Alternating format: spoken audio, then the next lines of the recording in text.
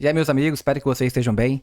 Hoje, dando sequência aqui ao nosso desafio de 5 questões por dia, eu vou fazer 5 questões de direito processual do trabalho. Hoje, dia 7 de junho de 2026, estamos nos preparando para a OAB 47. E dessa vez eu concentrei todas as 5 questões em um único assunto: recursos no processo do trabalho. Vamos lá? Olha só, a primeira questão diz o seguinte, aqui no exame 45. Um sindicato de classe dos empregados. Ele ajuizou perante o TRT competente um dissídio coletivo. Tá? Dissídio coletivo é o nome da peça. Da mesma maneira que existe a peça chamada reclamação trabalhista, lá no direito individual, aqui no direito coletivo existe também uma peça chamada dissídio coletivo. Tá? É uma peça diferente daquilo que a gente está acostumado a ver, mas é uma peça em que ela vai direto para o TRT, tá bom? Competência originária do TRT. Após ser devidamente contestado, o processo foi extinto sem a resolução do mérito. Então, houve ali uma decisão final, né? Não havendo margem para a oposição de embargo de declaração. Então, considerando esses fatos, e que você é advogado, assinale a opção que indica o recurso cabível e o respectivo prazo. Então, aqui a gente fica atento, porque no CPC o prazo geralmente é em 15 dias, e no processo de trabalho o prazo geralmente é em 8 dias, tá? Então, como ele quer saber aqui o recurso, a gente tem que ficar atento com o seguinte. Geralmente o TST ele recebe o recurso de revista. Então, quando o processo ele começa na vara do trabalho, teve uma sentença, recurso ordinário para o TRT. Teve um acórdão e você quer recorrer dele, recurso de revista para o TST. E alguns alunos ficam na cabeça que o TST ele só recebe recurso de revista. Isso não é verdade. Por quê? Porque quando o TRT ele atuar na função dele originária, ou seja, na competência originária do TRT, se chegar essa demanda e o TRT decidir, o recurso cabível é o recurso ordinário, tá? Vai para o TST, sim, mas o nome do recurso é o recurso ordinário. Então, tira o revista aqui e fica o ordinário em 8 dias. Pietro está sendo executado na Justiça do Trabalho. E em seu processo, o juiz acionou todas as ferramentas tecnológicas disponíveis para tentar apreender dinheiro ou bens, mas não teve sucesso. Como última radical tentativa de coerção, o exequente requeriu a suspensão do passaporte de Pietro, que foi deferido pelo magistrado. Então veja que houve uma decisão, tá? E essa decisão ela está na execução. Nós já estamos em execução. Isso aqui é uma informação muito importante para a gente. Inconformado, Pietro o contratou como advogado e impetrou habeas corpus para garantir o direito de locomoção de seu cliente, comprovando que ele adquiriu passagem aérea para uma viagem no exterior, mas que estava impossibilitado de deixar o território nacional. Em decisão colegiada, o TRT negou no mérito o salvo-conduto a Pietro e, em razão disso, você pretende recorrer da decisão. Olha que interessante, né? Eu falei que estávamos na execução, já pensando que tenderia para um lado, mas a verdade é que foi para o outro, tá? Deixa eu ver aqui. Ele colocou aqui agravo de petição. Nossa, para o STJ, aqui ele apelou, né? Nada a ver. Bom, nós estamos aqui diante novamente do recurso ordinário, tá? Não é recurso de revista e não é agravo de instrumento. O agravo de instrumento serve apenas para destrancar recursos. Estamos aqui novamente com o recurso ordinário. Professor, por que não é o agravo de petição? Porque ele recorreu, na verdade, ele nem recorreu. Teve uma decisão em execução, tá? Mas ele não recorreu dessa decisão. Por quê? Porque o habeas corpus, ele não é um recurso, tá bom? Ele é um instituto, né, constitucional de defesa da sua liberdade de ir e vir. Então, foi um habeas corpus que foi impetrado e aí dessa decisão vai caber o recurso ordinário para o TST. Até porque quem negou foi o TRT. Beleza? Então, novamente, o recurso ordinário para o TST. Em sede de reclamação trabalhista, a decisão defere horas extras para o autor transitor em julgado. Após a liquidação da sentença e fixado o débito em R$10 mil, a sociedade empresária que é ré foi intimada a pagar. Ocorre que você, advogado da sociedade empresária ré, entendeu que os valores estavam incorretos. Seu cliente teve um veículo penhorado para garantir a execução. Você apresentou embargos da execução tempestivamente contestados pela parte contrária. O juiz julgou improcedente a sua alegação e manteve o valor. Então, houve uma decisão em embargos à execução. Então, por mais que você não tenha assim, um conhecimento amplo sobre esse assunto, teve uma decisão e essa decisão foi em execução. Seu cliente lhe perguntou se haveria mais alguma medida para discutir o valor. Então, admitindo que você foi notificado da decisão da data de ontem e que ela não contém nenhum vício processual, processual formal, assinale a opção que indica o recurso cabível. Aqui será o agravo de petição, porque nós estamos em execução, tá bom?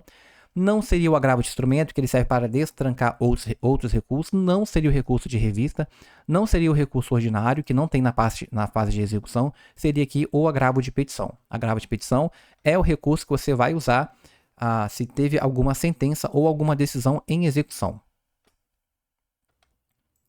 Mais um aqui pra gente. Você é advogado de um trabalhador em sede de reclamação trabalhista, em que pese o direito de seu cliente ser constitucionalmente assegurado, pois se trata de férias não gozadas 1 ano após o período aquisitivo. Acho que eu li errado aqui, me perdoe.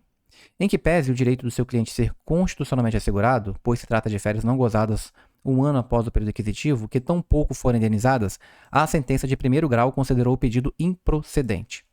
Do mesmo modo, o recurso pertinente, né? Qual é o recurso pertinente aqui? O recurso ordinário. Contra essa decisão também teve o provimento negado. Diante disso, considerando a decisão contrária ao dispositivo constitucional, você interpôs o recurso cabível, que não foi admitido sob a alegação de que não preenchia os pressupostos para tanto. Esse tipo de questão aqui tem sido muito comum pela FGV. Ou seja, ela não vai falando o recurso, vai falando, ela interpôs o recurso cabível e depois o outro recurso cabível. E aí você tem que construir para saber onde é que está parando tudo isso, tá? Então vamos só relembrar aqui, a sentença do juiz de primeiro grau considerou o pedido improcedente. Beleza. Então, se teve sentença, você entrou com recurso. Qual recurso? Recurso ordinário. Do mesmo modo, o recurso pertinente, o recurso ordinário, contra essa decisão também teve o provimento negado. Então, estamos no recurso ordinário aqui. Diante disso, considerando a decisão contrária, você interpôs o recurso cabível. Qual que é o recurso cabível? Recurso de revista. Não se perde não, hein, por favor. Que não foi admitido. Ele não foi admitido. Sob a alegação de que não preenchia os pressupostos. Então, diante disso, assinale a afirmativa que apresenta corretamente a medida a ser adotada no interesse do seu cliente. Então, olha só. Você já interpôs o recurso de revista, mas ele está travado lá. O agravo de petição nada a ver, não tem aqui.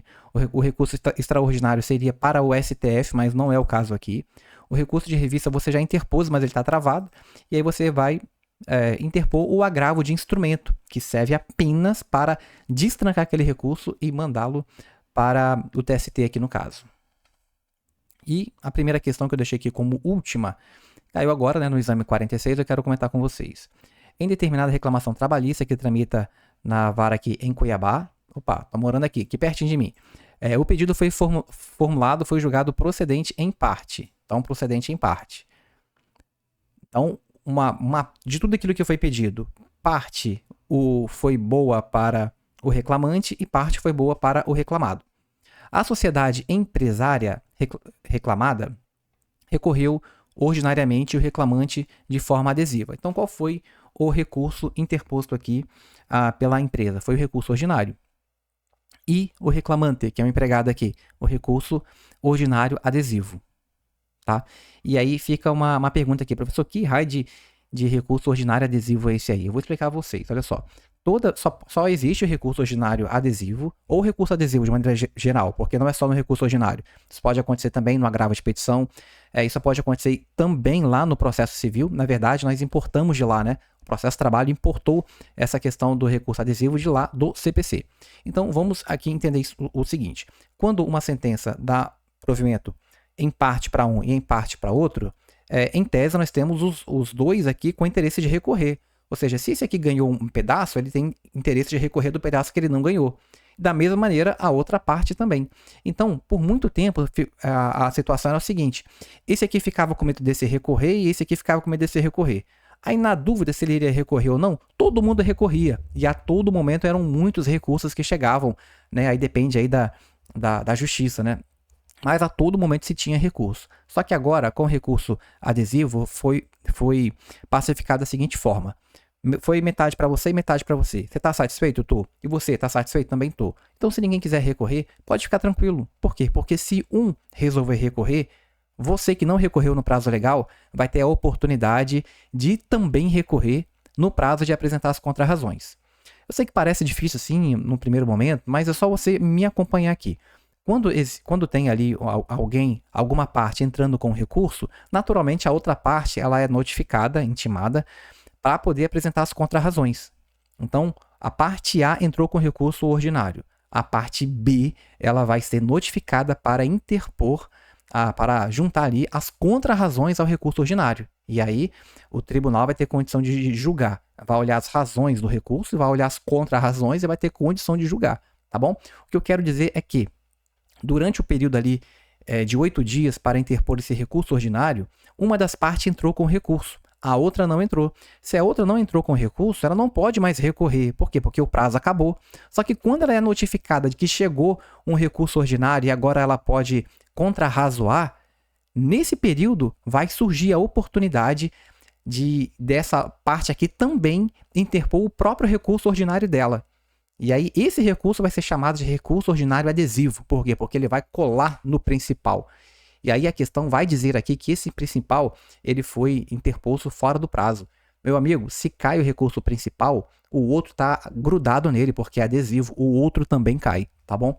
Então, eu já vou ler direto aqui com vocês o final que diz o seguinte: considerando esses fatos e a norma de regência, assinar a afirmativa correta. Os dois recursos não serão conhecidos. Que é o recurso ordinário principal, ele não vai ser conhecido por quê? Porque ele foi interposto fora do prazo, e o outro porque é adesivo. Se o principal não vai, o adesivo também não vai. Questão muito boa, caiu inclusive na segunda fase de direito do trabalho no exame 45, tá? Foi a peça principal, foi a única peça, na verdade, né? Foi a peça do exame 45 em direito do trabalho. Então, é um assunto que tem sido cobrado aí, vamos ficar atentos, tá? Espero que você tenha aproveitado aí, vamos seguir firmes e fortes em busca da nossa aprovação nesse exame 47. Um abraço e até a próxima, hein? Tchau, tchau.